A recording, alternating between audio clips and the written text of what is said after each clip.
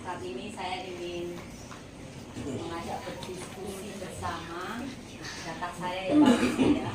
Di bacaan pertama yang tadi dibacakan oleh Mbak Siska, memberi dengan sukacita membawa berkah. Di dalam perikop ini adalah ajakan dari Santo Paulus kepada umat di Korintus. Ketika saya membaca itu di perikop sebelumnya dikatakan bahwa kota Yerusalem itu sedang mengalami musibah, dan Santo Paulus mengajak umat Korintus untuk berbagi, untuk membangun, untuk berderma buat kota Yerusalem yang sedang mengalami musibah. Dan di dalam dikatakan bahwa kota Korintus itu orangnya itu perekonomiannya lebih maju dan banyak mereka bercocok tanam. Makanya sebagai bahan perumpamaan dikatakan bahwa di ayat 6, sangkalah ini orang yang menabur sedikit akan menuai sedikit, dan orang yang menabur banyak akan menuai banyak juga. Santo Paulus memberi perumpamaan tentang benih. Kalau kita melempar benih sedikit, ya panennya sedikit.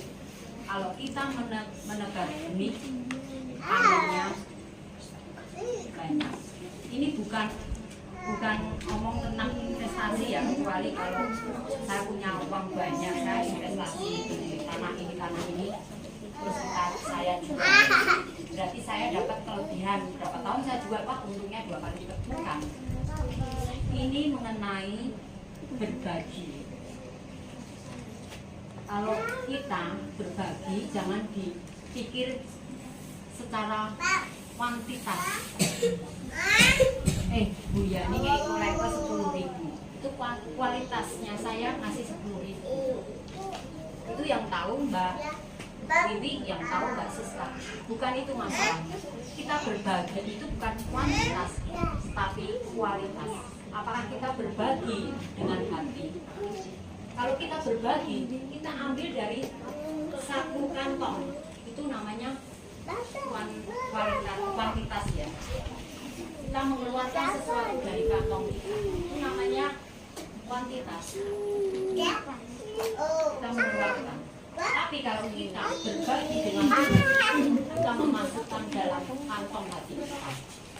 Itu menunjukkan bahwa kalau kita berbagi dengan Tuhan, Tuhan pasti akan tahu maksud kita. Disebutkan juga di dalam ayat 7, hendaknya masing-masing memberikan kerelaan hatinya, jangan dengan sedih hati atau karena paksaan, sebab Allah mengasihi orang yang memberi dengan sukacita.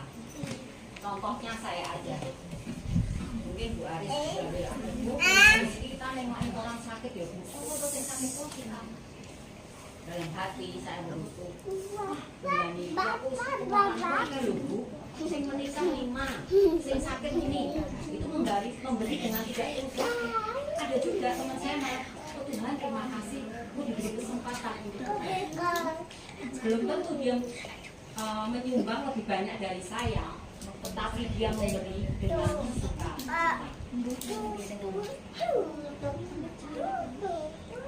Saya akan memberi contoh juga ya.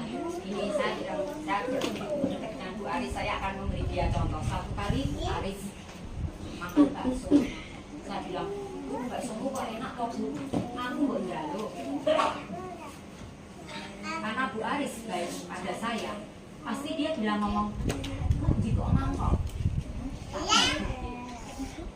Jadi berbagi dengan tulus. Jangan ngomong, oh aku mangan kok nak sisa, aku rantek, baru diri tak bagikan. Berbagi itu beda dengan sisa, dengan sisih. Kalau sisa itu oret-oretan, ya Pak Misi ya. Jadi kalau kita mengambil kolektor, ada juga teman saya dia selalu memberi kolektor itu, ya puji Tuhan dia selalu punya uang. Kenapa toh Bu? Dia memberi kepada Tuhan, kasih yang terbaik. Tapi mungkin saya juga boleh yang duit letak wis tak oke. Oleh itu bukan masalah kuantitas, tapi masalah kualitas. Apakah apa yang kita beri itu apakah masuk ke dalam hati kita? Umpamanya seperti itu. Makanya di dalam bacaan Injil ini disebutkan juga mengatakan bahwa kita harus memberi dengan penuh sukacita. Memberi itu tidak untuk pencitraan diri. Wah, berhubung banyak orang ini, wah aku melebok ke kolektor saya ngakeh tak ketok-ketok bukan. Memberi itu dengan penuh ketulusan. Saya sama Bu Aris pernah pergi berapa kali ke panti ODJD. Tahun yang lalu kayaknya saya pernah ngajak Bu Santi ya. Kita memberi makan siang buat mereka. Aduh, melihatnya tuh senang sekali. Orangnya kurus-kurus makannya tuh nambah lagi segini, nambah lagi segini. Apakah saya dapat terima kasih dari mana? Tidak. Buru-buru diterima kasih. Makan tuh sembari melotot. Makan tuh sembari melotot gitu sampai teman saya bilang, oh tidak. Melotot kita dia tuh luka batinnya tinggi. Kamu tuh sebutin loh ya. Tapi ada rasa sukacita. Waktu pertama saya berdua sama Bu Aris. Saya lihat Bu Aris menangis ya Bu ya. Bisa cuma sebentar sharing dikit ya. Saya pengen nanya sama ya dia akan kenapa Bu Aris menangis? Saya membayangkan orang yang sudah berumur seharusnya hidupnya paling enggak enak lah, anak-anak cucu ada. Tapi kok mereka di tempat yang begitu dan makan minumnya sudah luar biasa.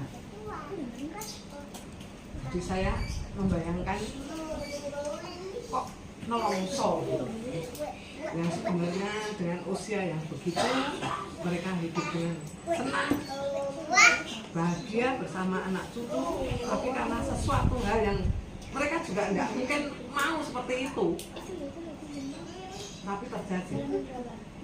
Jadi saya merasa sungguh-sungguh saya diberi begini sungguh nikmat yang sungguh luar biasa. Tuhan begitu yang sungguh.